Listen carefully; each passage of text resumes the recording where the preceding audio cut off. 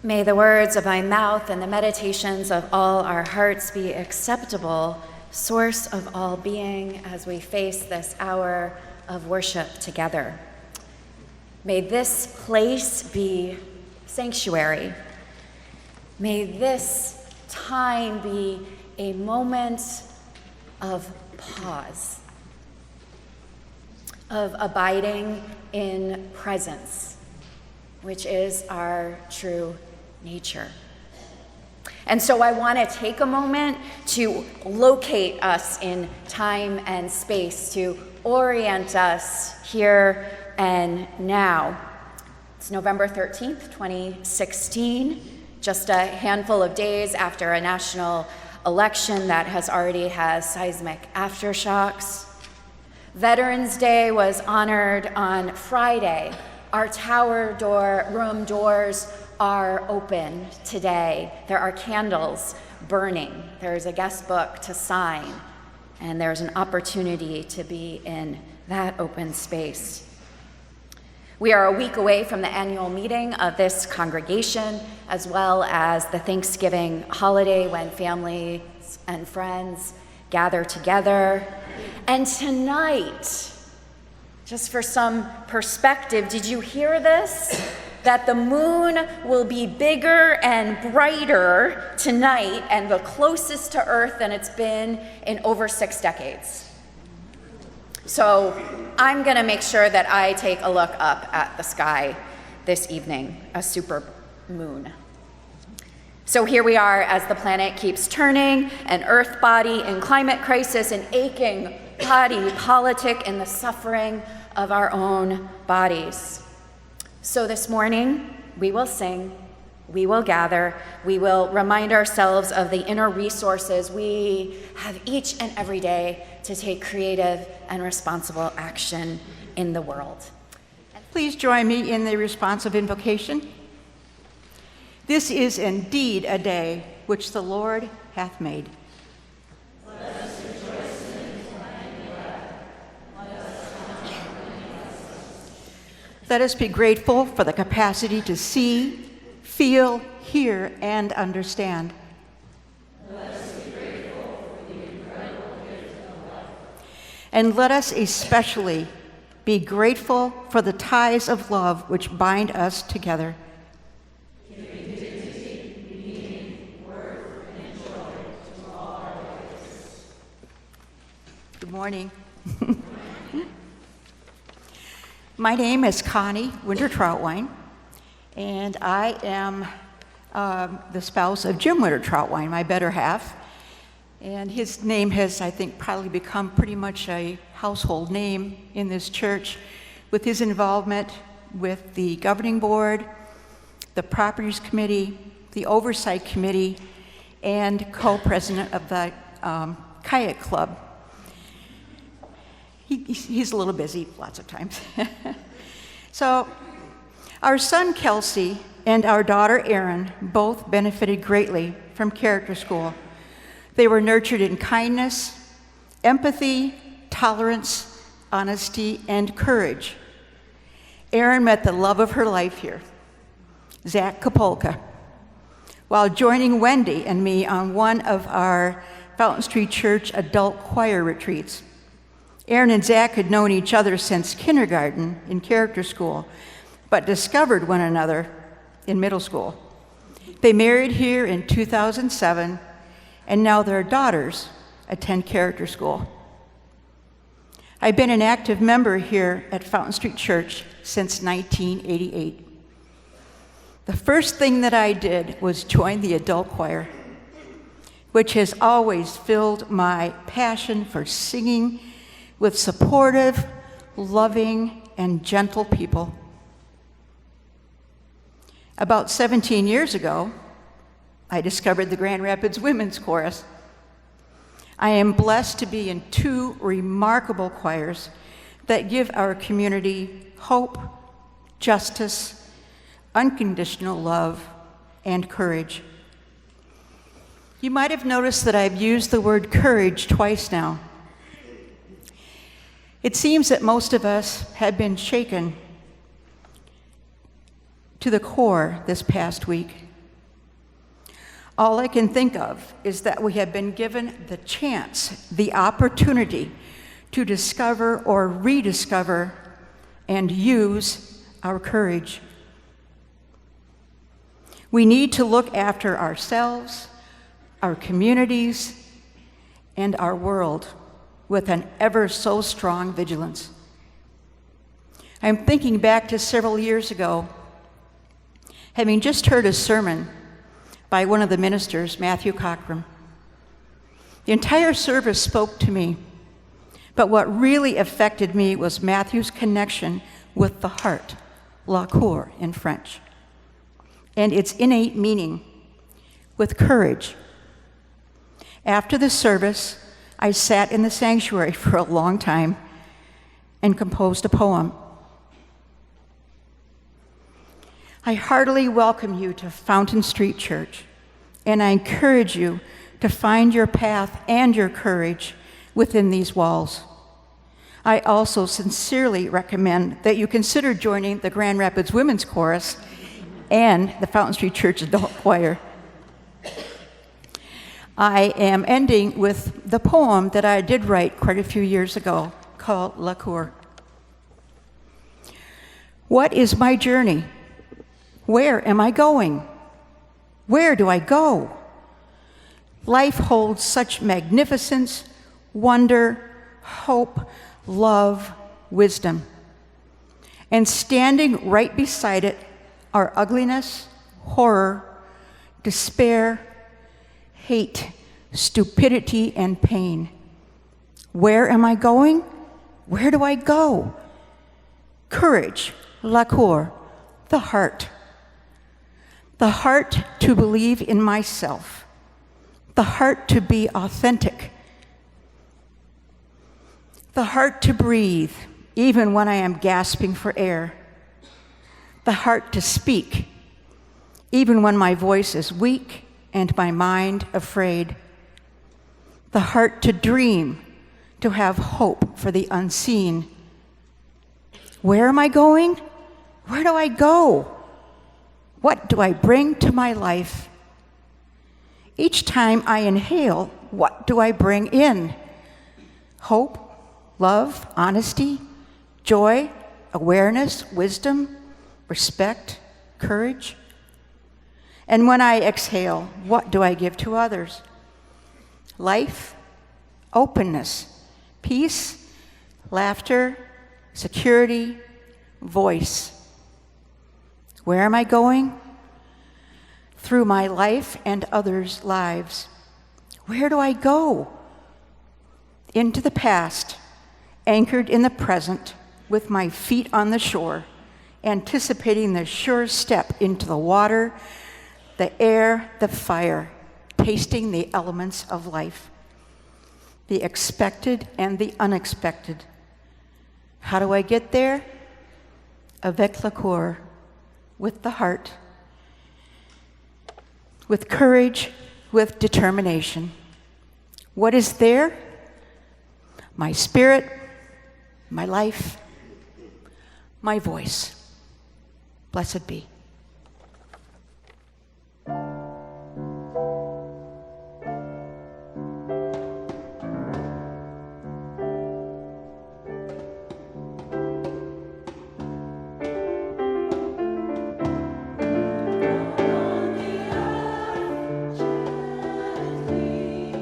Walk on the earth.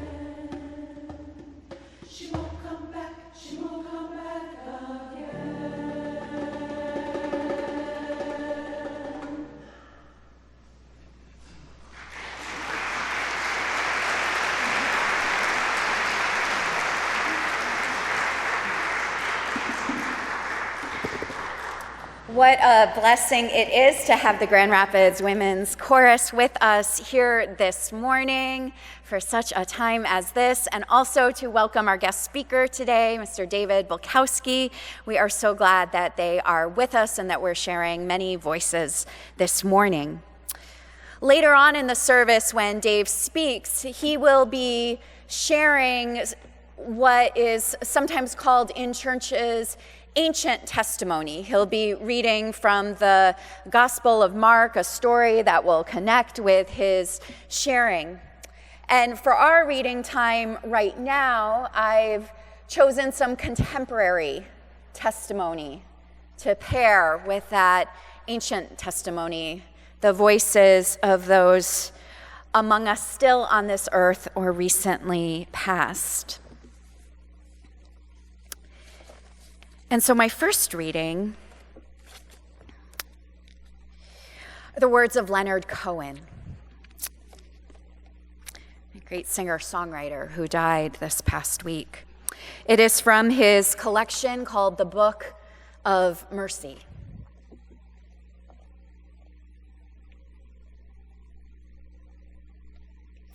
This is the way we summon one another. We stand in rags, we beg for tears to dissolve the immovable landmarks of hatred. How beautiful our heritage, to have this way of speaking to eternity. How bountiful this solitude, surrounded, filled, and mastered by the name, from which all things arise in splendor, depending one upon the other. From the Book of Mercy, Leonard Cohen. I often turn to one of my favorite writers, Terry Tempest Williams, and this is from her collection, The Open Space of Democracy.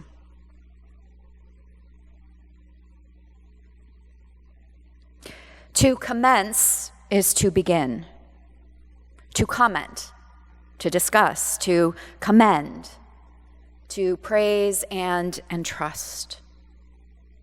To commit to the open space of democracy is to begin to make room for conversations that can move us toward a personal diplomacy.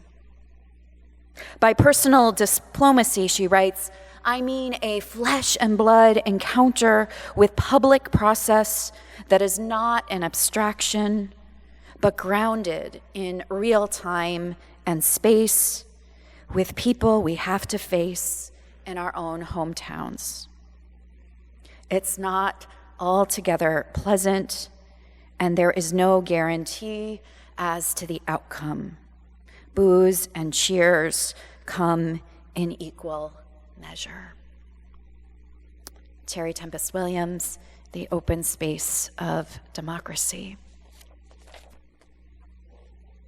And one more. Naomi Shihab Nye is a contemporary American poet. Her father was a Palestinian refugee, her mother an American of German and Swiss descent. She's described as often being a voice for Arab Americans.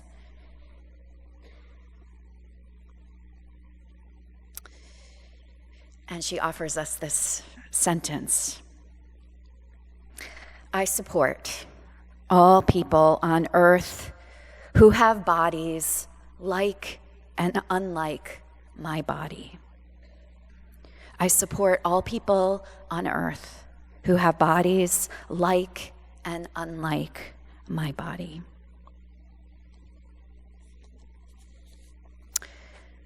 Words from one time and one place, or several times in places and voices, perhaps too for this time and this place.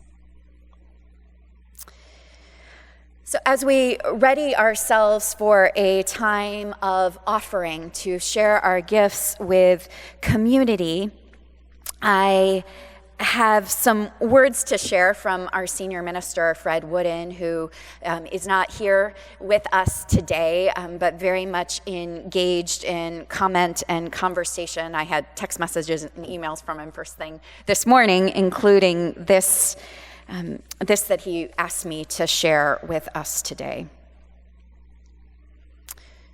He writes, "I am grateful today, though the gift was not one I sought. I am grateful because liberal religion and its broader values are now clearly essential to the world, not just ourselves. I am grateful because we know that we cannot uphold our own liberty of belief and not uphold the justice required for that liberty to be secure."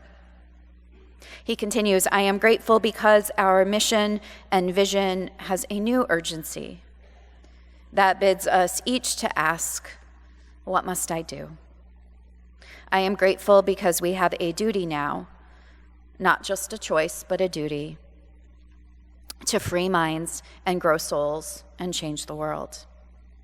I am grateful for this challenge, unsought but undeniable, to become a community of angels, messengers by our words and deeds that faith and hope and love and joy are greater than any fear. And finally, I am grateful for you because together we can rise higher and sing louder and work harder and love stronger." So from Fred Wooden. I also encourage you, my colleague Jason Hubbard also sent out in his chapel community an email message at the end of the week. That's something that we encourage you to read. And I also want to give thanks to another colleague, Lydia Stubbs. She sent out to our character school families a really wonderful resource of ways to talk with children and youth during this time. And I am also grateful to church members this week who reached out and are passing out, making available safety pins upon entrance and exits to the sanctuary. You may have heard, it's been very popular over the course of the week, that if someone is wearing a safety pin, it's indication that it's a safe place to engage in conversations, safe from hate, a place where love is honored. It's got a really fascinating history, both recent history in the UK, but even further before that. So I encourage you to take a safety pin, to learn about it, and if that is something that moves you, it's another way of, a small way of offering yourselves and becoming available in this time and this place. And so, as we do share our gifts, I share with you an affirmation that character school children have been using the last few weeks. I shared it here during the March of the Goblins, and it is, "What I believe in my heart, I show in my actions. What I believe in my heart, I show in my actions." And who among us has not perhaps asked this week, what is right action? What is creative action in this moment?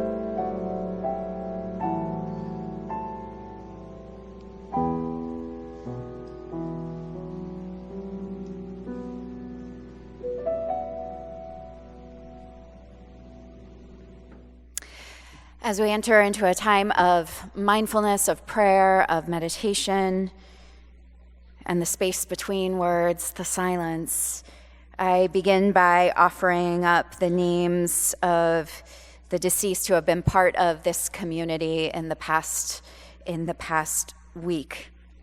I believe this is a practice that Fred has been doing recently. Billy Thomas,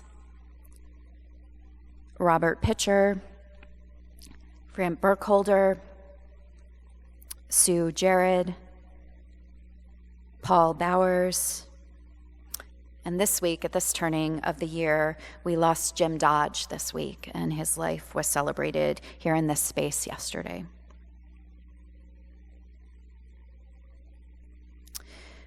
So as we come to a time of prayer, I'd like to offer a gift that's been offered to me over the years that I find on a daily basis great solace in, and that's the gift of hand mudras that my teachers have given me. And there have been two in the last couple of days that I have been sitting in, and I invite you to choose, if you'd like, to also sit in one of them in this time as well. And the first is the mudra of humility, the mudra of willingness over willfulness, of holy will. And the way that we sit in the mudra of humility is open palms, and you would cross your heart center. And then leaning forward just a little bit, a bow of humility. And the second mudra is the mudra of courage. And it's very similar posture to the mudra of humility, except instead of the palms open, we fold them in. And I like to think of it not as fists, but about the size and shape of the human heart. They cross our heart, the mudra of courage. And so if it feels right and comfortable for you, there may be one that's pulling to you more than another, humility or courage, and to rest your hands as we join together in the spirit of prayer.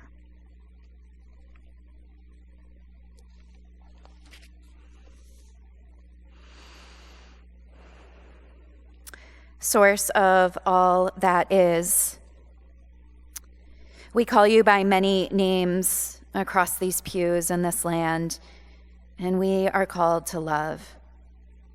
Knowing just how to do that at a time such as this can be a struggle for each and all. And just like we do any day, we come to this place, this hour, with an immensity of emotion and experience. May a moment of pause allow us to sense our truest nature. From the public square to private conversations, from family meals to church meetings, may we heed the call to be places of sanctuary, of safety. May we muster up courage to discern right action in our own lives and to be humble to all that we do not know or do not understand. May we increase our capacity to abide in presence, able to greet each day and meet each person who crosses our path with curiosity and compassion.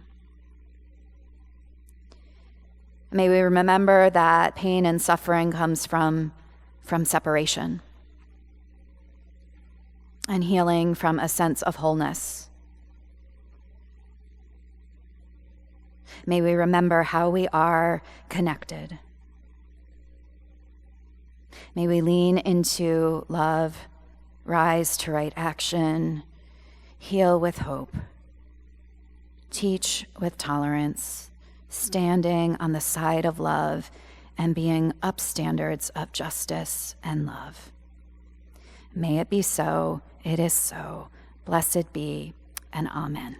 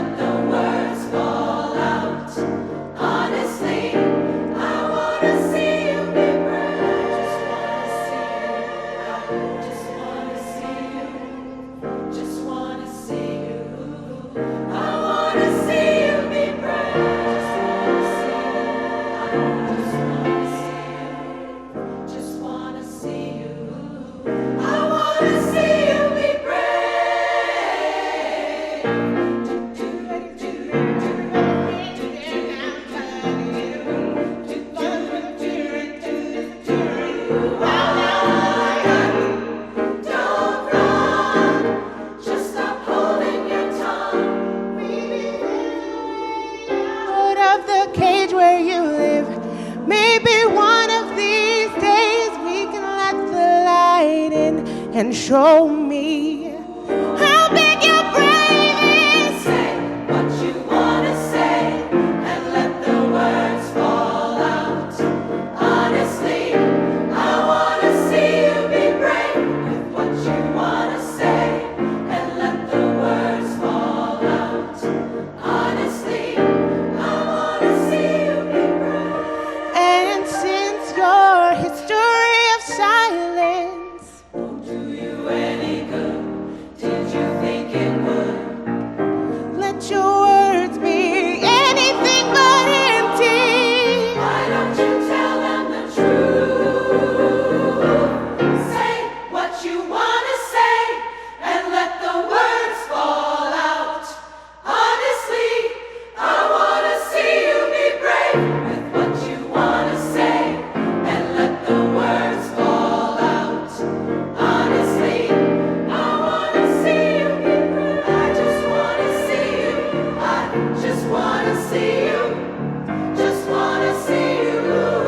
I wanna see you be brave. I just wanna see you. I just wanna see you. Just wanna see you. See you be brave.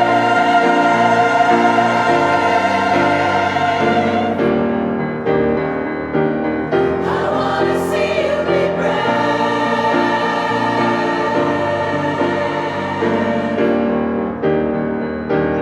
I wanna see you be brave.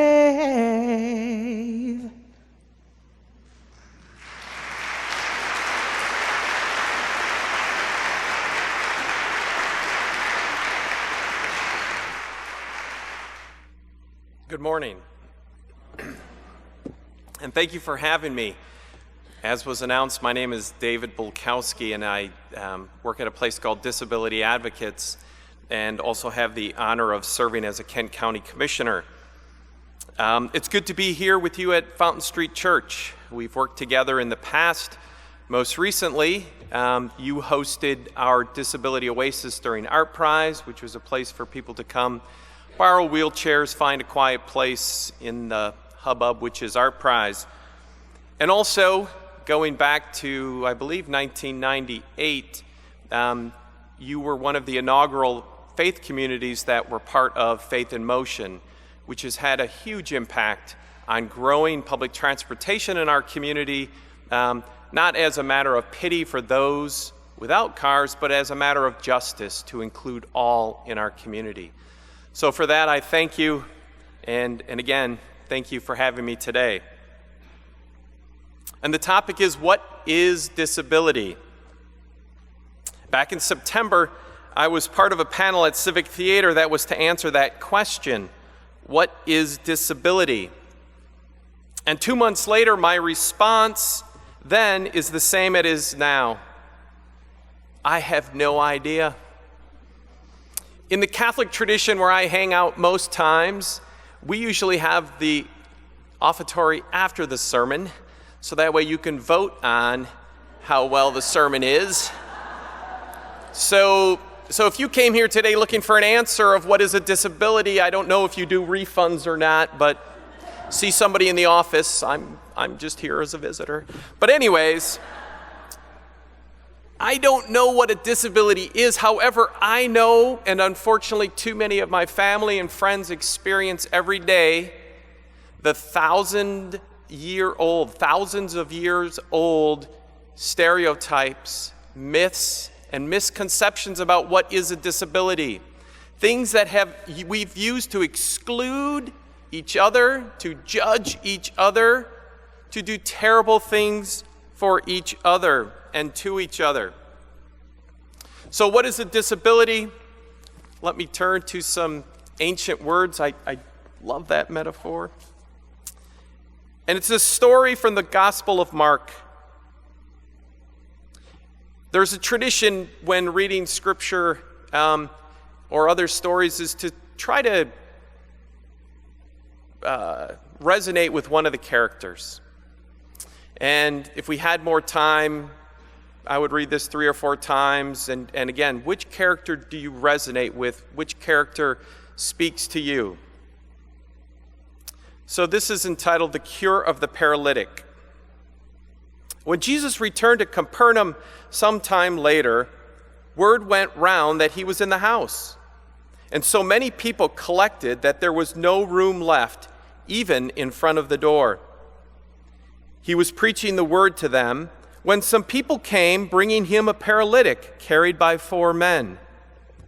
But as they could not get the man to him through the crowd, they stripped the roof over the place where Jesus was. And when they had made an opening, they lowered the stretcher on which the paralytic lay. Seeing their faith, Jesus said to the paralytic, "I order you, get up, pick up your stretcher, and go off home." And the man got up, and at once picked up his stretcher and walked out in front of everyone, so that they were all astonished and praised God, saying, "We have never seen anything like this." When you hear that story, who resonates? One of the friends? The man on the mat? A person in the crowd? Jesus. Whose perspective do you get? For myself, a perspective that came to me a few years ago was that of the homeowner. Who thought of the homeowner? Think about who you would want to have dinner with today. If I could pick one person, believe it or not, today I would love to have dinner with the Dalai Lama. It would be so cool. But now that I told you all, I know some of you, and you'd try to come over to my house. And you would probably put it on that pesky thing called Facebook. The Dalai Lama's at David and Melissa's house. And you would all come out. And what was going to be an awesome quiet time with the Dalai Lama listening to him, all of a sudden you all would be there. And more people would be there. And can you believe it? And in the story, think of that poor homeowner. They were going to have their quiet time with this guy named Jesus that everybody was talking about. And worse yet, what happens? Get off my roof! What are you doing up there? They ripped the roof apart. They tore it. The scriptural word is they tore into it and through it. It wasn't like just kind of moving a couple shingles. It tore the roof apart. My beautiful, quiet afternoon with Jesus totally ripped up, upended. And of course, even worse, when everybody gets to go home, I have to fix my roof. Now, the net effect of Jesus' healing, without trying to figure out the why, the wherefores, and the hows, the net effect is that this person who was paralyzed is now been remade a member of that community. In all of the stories of healings, that is the net impact. That people are brought back into the community, because once you have that disability, be you demonically possessed, as it is told in Scripture, or if you have some kind of disease that makes you unclean, you are literally put out of town. And Jesus keeps bringing people back and keeps inviting people to be part of our community. Now, of course, we all would like that to happen on just a nice, quiet Sunday afternoon dinner. Unfortunately, sometimes our roofs get tore up. And many of us woke up Wednesday morning and our roofs were kind of tore up a little bit. That what we thought wasn't, and what wasn't now is.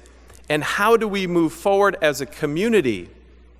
And especially when we look at how are we bringing together people that have traditionally been ostracized and pushed out. A more contemporary theologian, I do have some contemporary things, St. Bonaventure from the 13th century.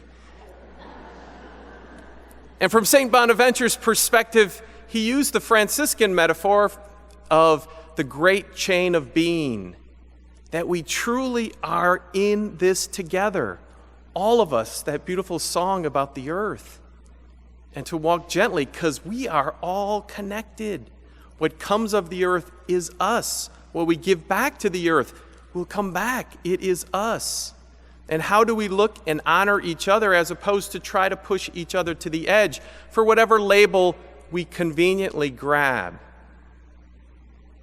And so looking at that great chain of being, we do move forward to, yes, believe it or not, I can get to the 21st century, and an author by the name of John Powell.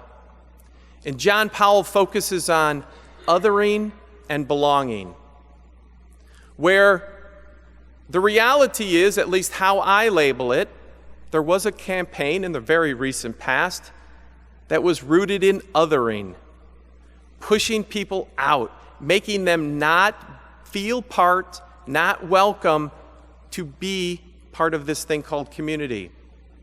And on the other hand, there is a thing called belonging. How do we work to include folks and to be part of the action to hold people together?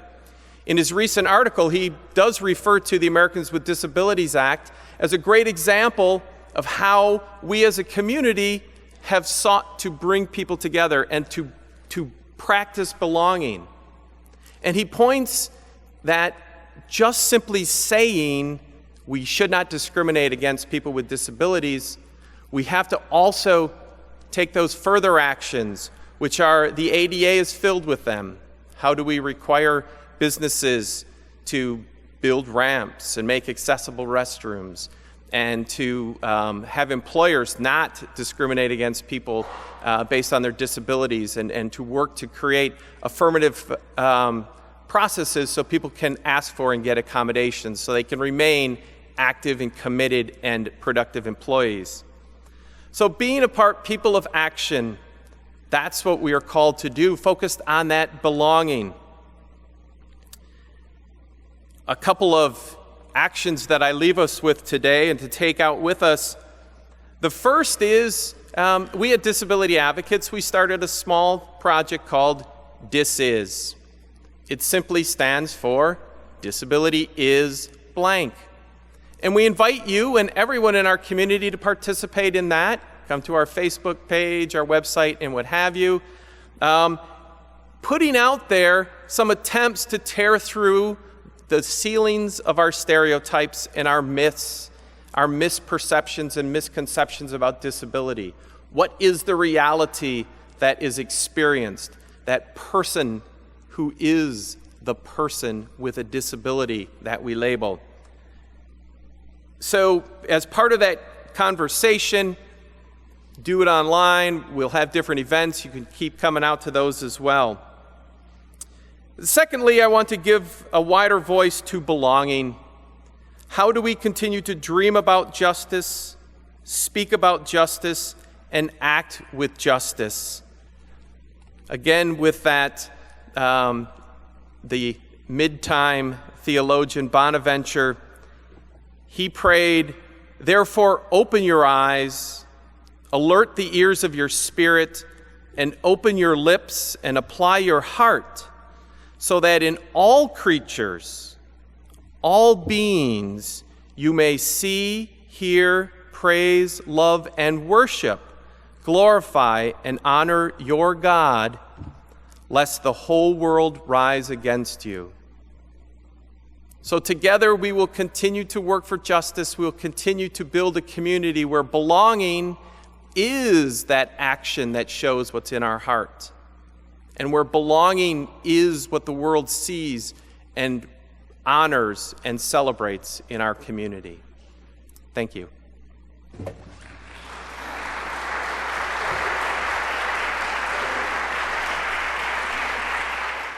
As you leave this place, May you support all bodies unlike and like yours. May you sit and act in the spirit of humility and courage.